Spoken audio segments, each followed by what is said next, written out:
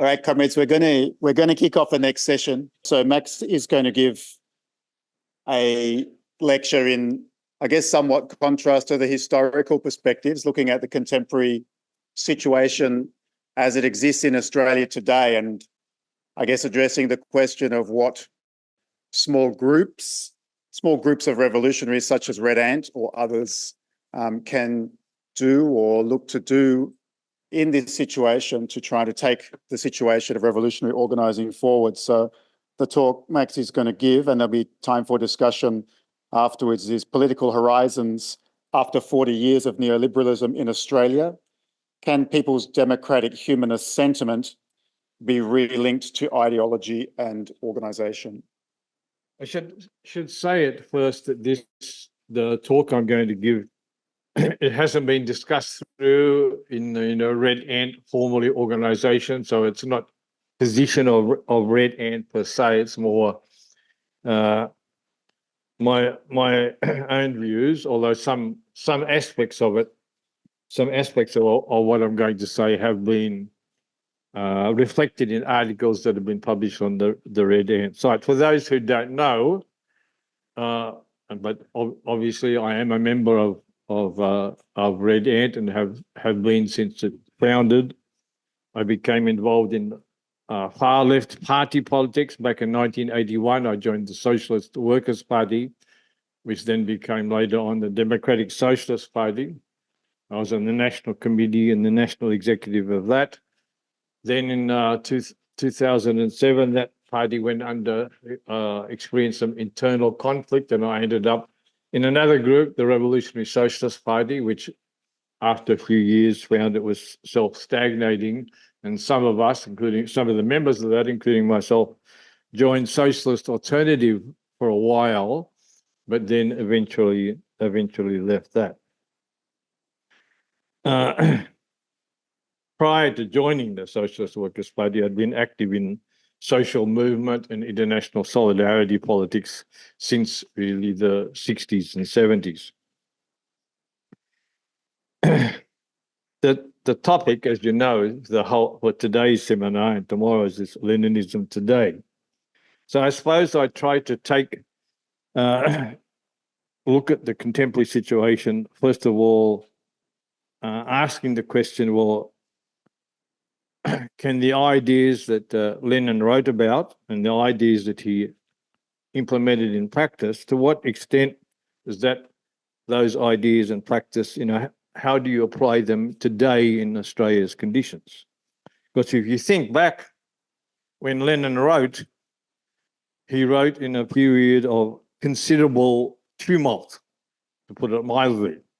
Russia itself was in considerable tumult with, you think of the whole process from the late 19th century, 1890s, there were already the political and social movements active in Russia. There was Lenin's own brother had been involved in an attempted assassination of the Tsar. And of course, by 1905, there was the first revolutionary wave, the first Soviet. And then, of course, even before the Russian Revolution, the whole of Europe was in conflagration with World War I. And then, of course, you had the 1917 revolution itself, and the war, the struggle to defend that revolution against the counter-revolution that was launched against it.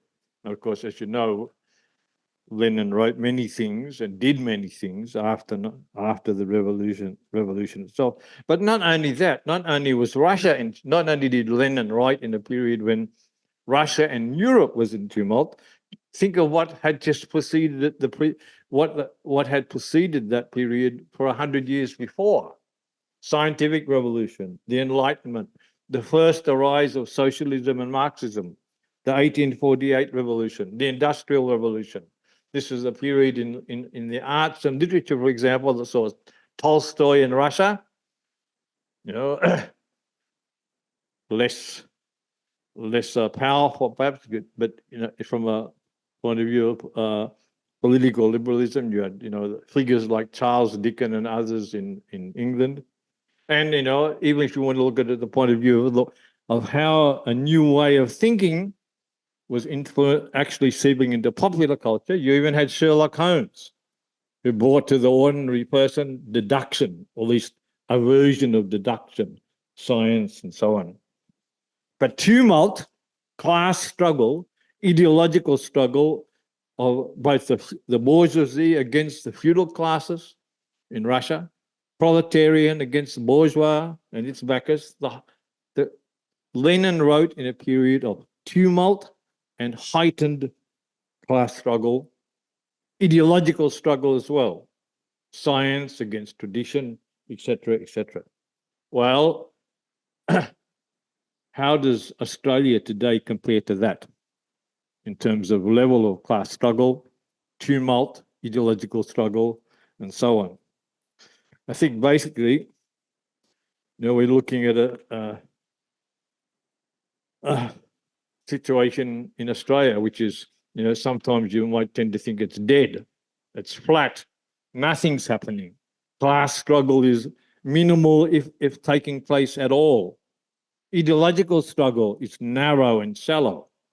So how does the writings and the practice of somebody in the middle of tumultuous revolutionary times, how is that relevant to Australia today? And Australia, I think, is a particularly clear example of a flat political situation, even certainly compared to South America, Latin America, where there's still big waves of struggle, or even the United States, which perhaps has not manifest yet large left-wing currents, although you do have, democratic socialists, 80,000 members and so on.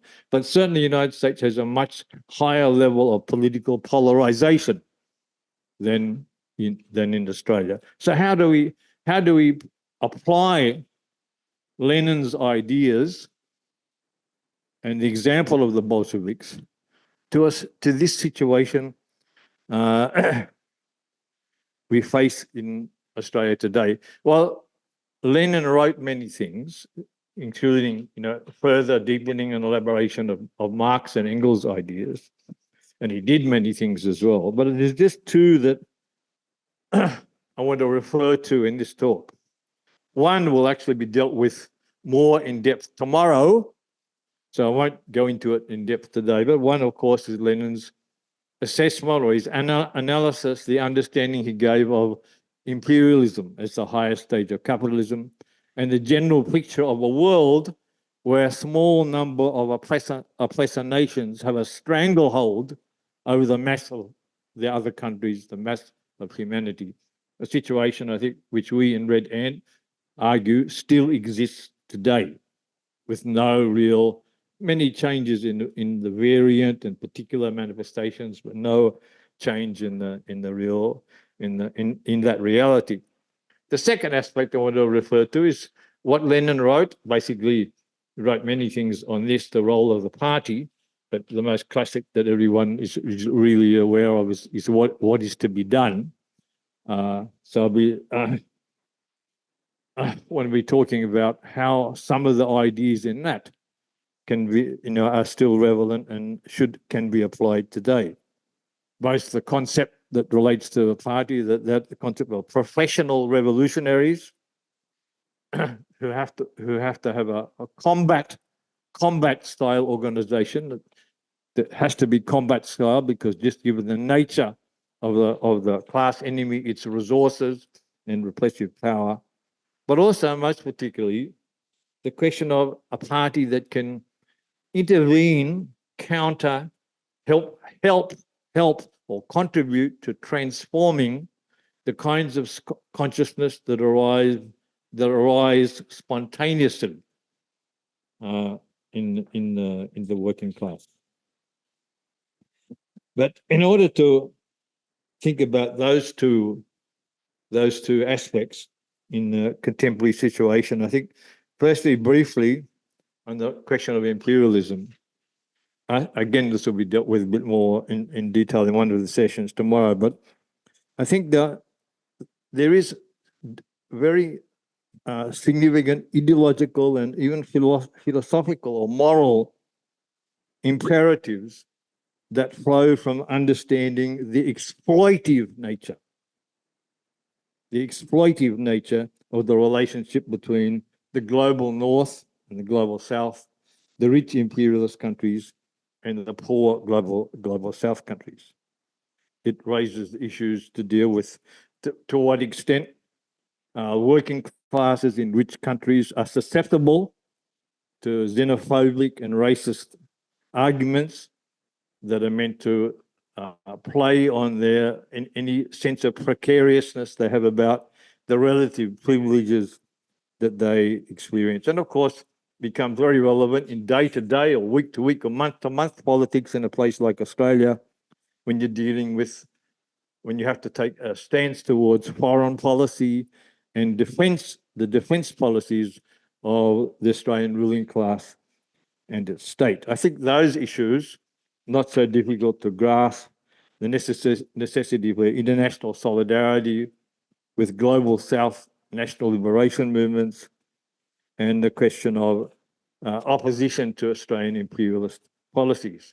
And of course, you see at the moment in Australia, the necessity we have, and most of the left is doing this, of opposing Australia's policy on things like AUKUS, but also on Australian policies on in terms of Australian government and ruling class defence of the Israeli state. But what about on this question of the party? What's the role of a revolutionary cadre party in a situation where the class struggle is at such a low level? How does it intervene or contribute to transforming whatever consciousness arises spontaneously amongst the working class?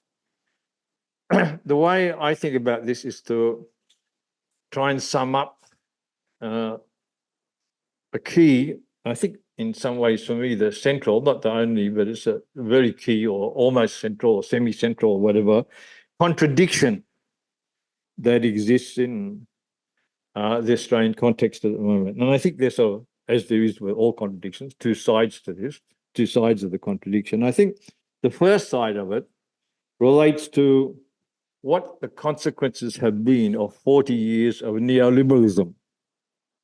Of course, there are economic consequences, the widening gap between rich and poor, the concentration of wealth in a smaller and smaller, the hands of a smaller and smaller percentage of the population, the loss of control, the even greater loss of control than before of the economic processes of the country.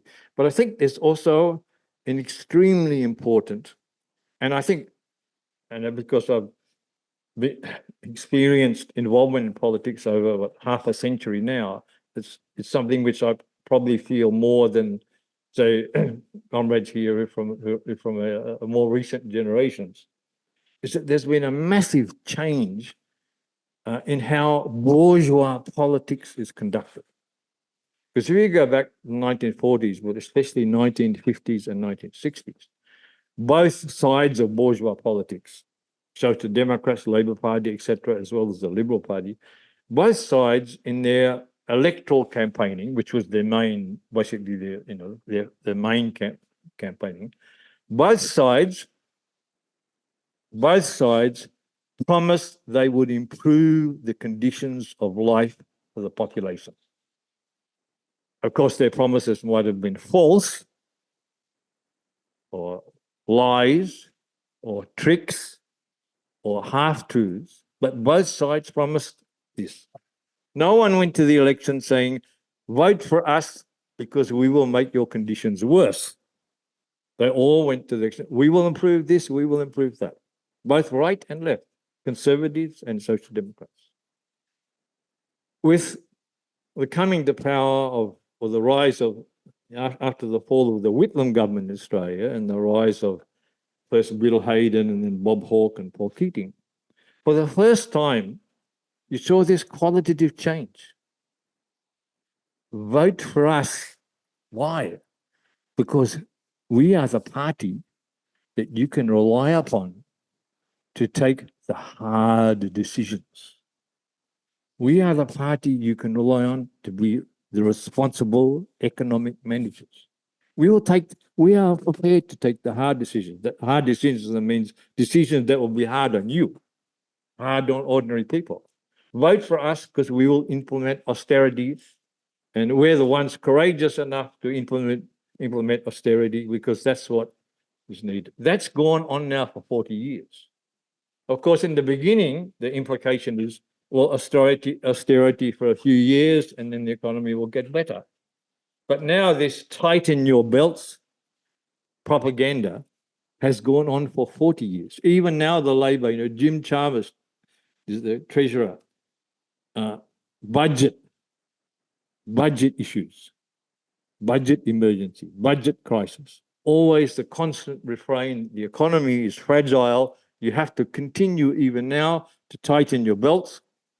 To the extent we can make improvements, they'll be very minor, basically symbolic and token, not substantial. This is because this has gone on for 40 years. Of course, it's had to have parallel political. It's had political consequences that go with it. The working class, to the extent it was mobilized in the 40s, 50s, 60s, and 70s through trade unions, through the Labour Party itself, which had a left wing as well as a right wing and a centre. That has all been demobilized. Trade union membership has gone from 70% in the 70s down to what now? 10, 15%. Strikes have gone right down. The Labour Party has lost its members. I was in the Labour Party for a while because the Socialist Worker Party assigned me to do entry work in the Labour Party. And then I was in the Canberra branch, and the left-wing caucus of the Labour Party in Canberra would have 100 or 200 people at it at regular meetings. Within 12 months of the Labour government, Bob Hawke government, it had 10 people in it. It was demobilised and demoralised. So you've had over this 40 years, not only constant inculcation, tighten your belts. We can't promise anything significant, except low expectations. Parallel to that, alongside that, underpinning that, has been demobilisation of the traditional working class organisations, which were never revolutionary, but they were at least pretended to be pro-redistribution, or for some people in it, genuinely in favour, in support of redistribution of wealth. So you had, in all fields, an erosion of this social democratic organisation, mobilisation, and a deepening and an inculcation of much lower horizons of what people can expect. No one expects, and it's also why, you get this new phenomenon in the last 10 years, populism being used in a different way than it was in the 60s and 50s and 40s. Trump is a classic example, populist. Why do people use populist for an elite figure like Trump? Because unlike the liberals, unlike the social democrats, he actually promises to ordinary people, I will improve your situation. I will bring factories back to America. I know why your situation has got worse. The swamp needs to be drained. There are too many refugees. We are servicing too much shit house, what do you call them? Shit house countries outside of the US. But all this scapegoating and reactionary demagoguery that was part of another kind of demagoguery, promising we will improve your situation. Because for 40 years, bourgeois political parties in general and politicians have vied away from making serious promises, even as demagoguery of significant improvement. So you start promising improvements to ordinary people, populism. And even the tone when people make the accusation populism, it's like as if you promise things to people that's somehow negative. Well, in any case, you have this low horizons and demobilization. I think that's one side of the contradiction. The other side of the contradiction I think is the first side, I think everyone knows about and notes and comments on. I think the second side is a bit harder to, perhaps more difficult to grasp because it's a bit disguised and it's not so crystallized and sharpened. I think in the few articles I've mentioned this on Red Ant, I refer to it as the continuing widespread existence in Australian society of a democratic humanist sentiment. Partly it's a consequence of the 60s radicalization, but actually goes before that. I mean, don't forget, when Robert Menzies tried to ban the Communist Party of Australia through a referendum, a big majority of Australians voted against it. The referendum to recognise the existence of Aboriginals, big percentage voted for it. And even in more, of course, in the 60s, you had the anti-Vietnam War movement, which had huge mobilizations and big impact, women's liberation movement, gay rights movement. They were all big and had a significant impact on Australian society. The anti-apartheid movement. I don't know how many have seen references to this, but the number of people after the victory against apartheid, the number of people who came to see Nelson Mandela when he visited Sydney was huge. Then there's the huge march across the Sydney Harbour Bridge for Aboriginal reconciliation. None of this is revolutionary or even necessarily radical. But to my mind, it points to existence that within Australian society, there is a significant segment of people who have this strong democratic humanist sentiment. And I think in recent times, you can see it happen again. If there's someone killed, a black man, an Aboriginal First Nations person killed in a cell, you often see quite big spontaneous demonstrations. The last one was 10,000 people in Perth.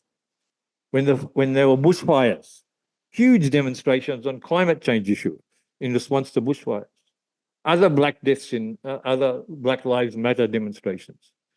You have over the last 10 years regular, or I should say irregular, but large, spontaneous, or not spontaneous, but demonstrations called by people who the people who come don't know who called them.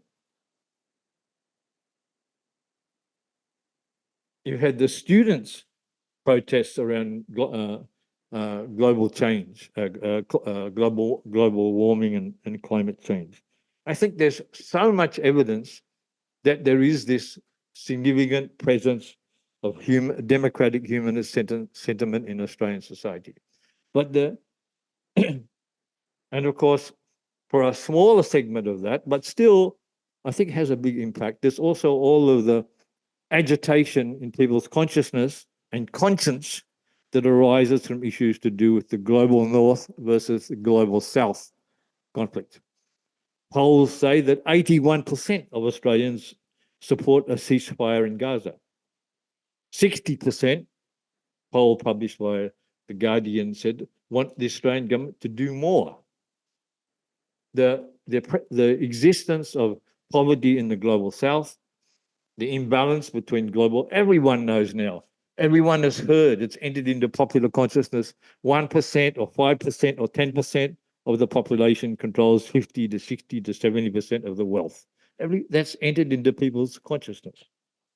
The contradiction here is that that sentiment has become disassociated with any ideology.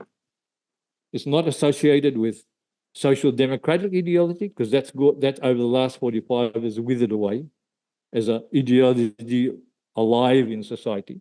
It's certainly not connected to socialist ideology, which even when the Labor Party had an actual socialist left, it was still not a revolutionary socialist left, but it was a fairly active, quite active actually, socialist left.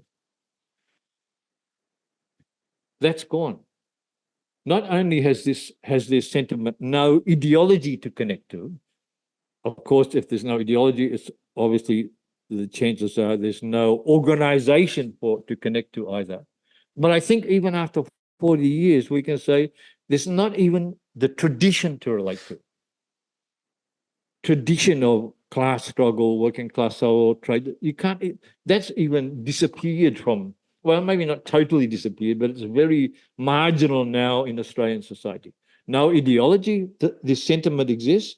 It doesn't connect with the ideology, it doesn't connect with the organization, it doesn't connect with even with tradition.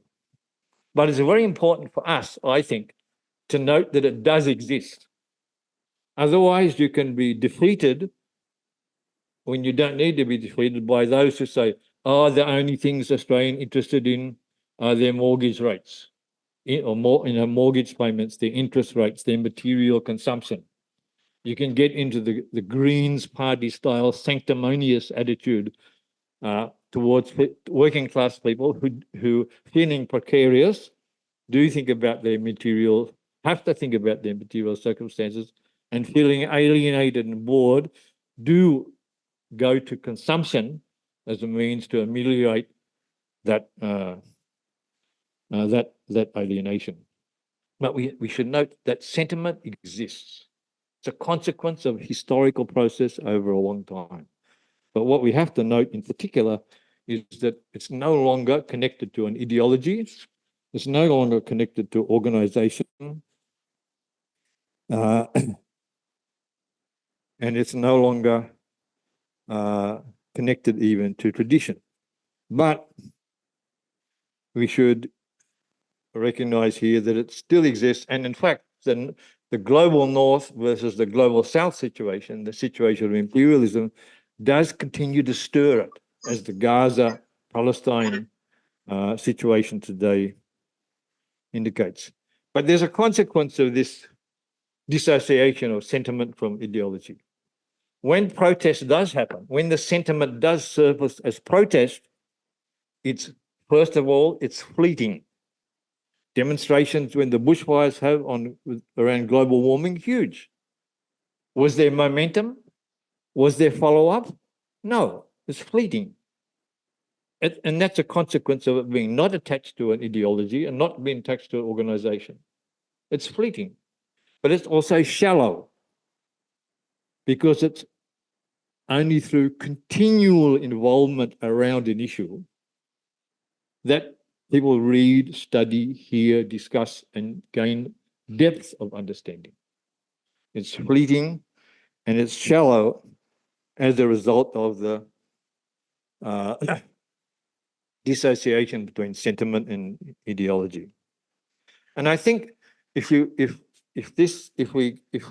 agree with this description, with this contradiction being at the center, it also helps to define what the left should be doing. It should be needing to campaign against, intervening against, contributing to a transformation of the fleeting character. This fleeting character is reflected in the existing left. An issue becomes hot, protest around it, it's no longer hot, move on to something else or wait to something else. There's not the commitment, it's a bit like Rurik was saying, to the overall movement. You build, whether the issue is hot because of something is exploded or not hot, you have to do ongoing work. In the particular Australian context, doing ongoing work is a key intervention against this fleeting character of protest sentiment, of protest activity that's a consequence of sentiment being disassociated from ideology. Means you need perseverance with campaigning, with ongoing campaigning, whether the issue is hot or cold, because whether an issue is hot or cold, that's determined by, I think, often bigger events somewhere else that are out of our control. But you need ongoing work, deepening people's understanding and facilitating the development and growth of infrastructure, campaigning infrastructure, that when you do need to protest, you can protest effectively, but also build on it. That requires ongoing campaigning.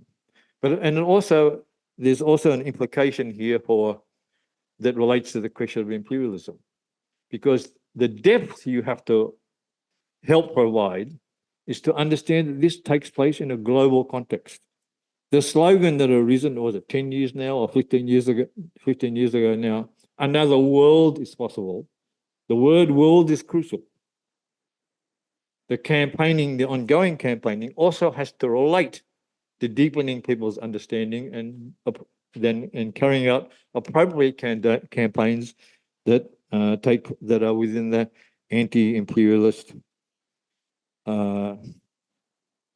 framework. Persistence and perseverance are crucial to act against this fleeting character of manifestations of democratic humanist sentiment and sentiment. And actually, it's not only reflected in the up and down, on and off, or on and off is better description of the demonstrations that have taken place, even in polls. You look at the latest essential polls published by The Guardian. On any issue you want to mention, housing, global warming, climate change, gay liberation, on any issue, shows that no more than 30% of the population is satisfied. 70% to one level of it is dissatisfied. But where is it manifested? Where is this dissatisfaction with these policies manifested? They can't be manifested anywhere because there's no way, there's no pathway that they can be effectively manifested in an ongoing way. Now, this sentiment, of course, I call it democratic humanist. It's not revolutionary. It's not even immediately potentially revolutionary, because for that to happen, you need a change in objective conditions, where they realize that the democratic humanist values they have are never going to be implemented until the system changes. And that's usually that's only in your face. That's only a thing you realize when it's in your face and the system begins not to work. But I think that there is the potential for that sentiment to be organized and mobilized to win those reforms that can be won under capitalism, and which every time they are won, and even every time there's a big movement and they are not won, the contradictions of the system are sharpened. And that's going to open the eyes of more and more people. There's potential for more effective and bigger campaigns around decarbonising Australia.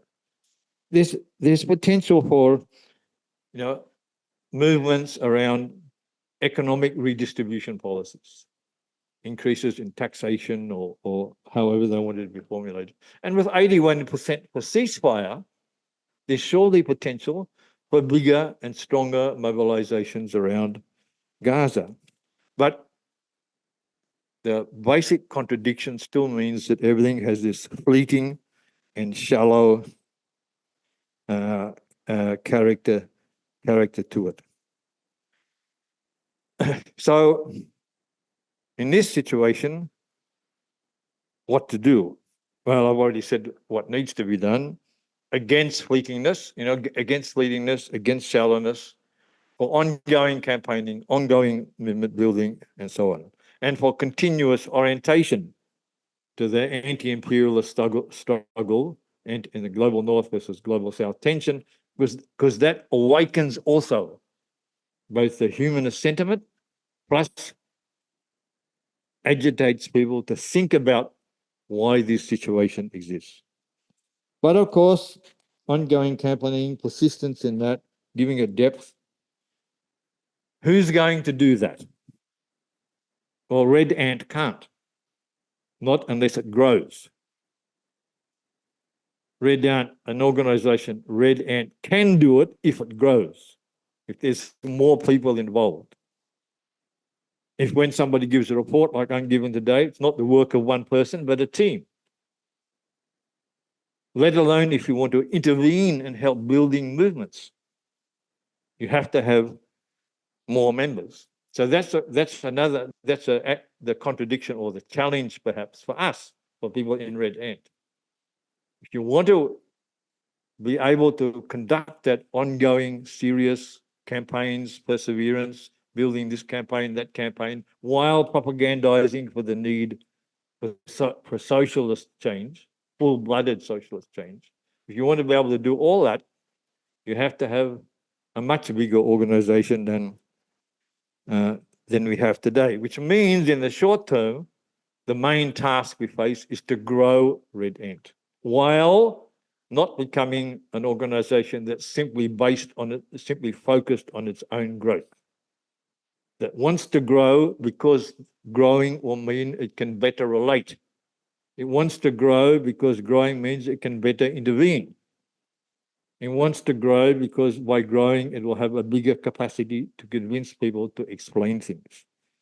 And that's, I think, going to be a especially big challenge to do that in relation to, in particular, young people. Young people who can be active not for 10 more years, be lucky if I can be active for 10 more years, but for 10 years or 20 years or 30 years. And who are in a situation where they can imagine, they can see another world is possible and another world is necessary. Whereas that's a harder change of consciousness to bring to older people than younger people. So the immediate need, a stronger and bigger organization that can contribute, not going to be able to do it all by itself, but can contribute to strengthening ongoing campaigns, can contribute to deepening understanding by everyone involved, and in the end can contribute to convincing people of the need, not just for the reforms that can be won under capitalism, to contribute to convince people that in the end, if we don't watch out, even the reforms that are won under capitalism will be taken away at the first opportunity the capitalists have to take them away. Win them now if we can. And over the last 100 years, there have been many reforms being won. Now, under neoliberalism, some being taken back. Win them, and if you want to hold on to them, hold on to the gains you make, then in the end, you're going to have a full-blooded revolutionary change. Winning people to that understanding is also, a part of the task. But again, none of this, building the campaigns in this way, getting rid of the fleeting character of protest, getting rid of the shallow nature of people just crapping on about this issue or that issue without studying it properly. We need a bigger organization. So if you haven't joined yet, please consider joining or at least supporting, because that's the only way any of these things can possibly be achieved. Thank you. Roger, over and out.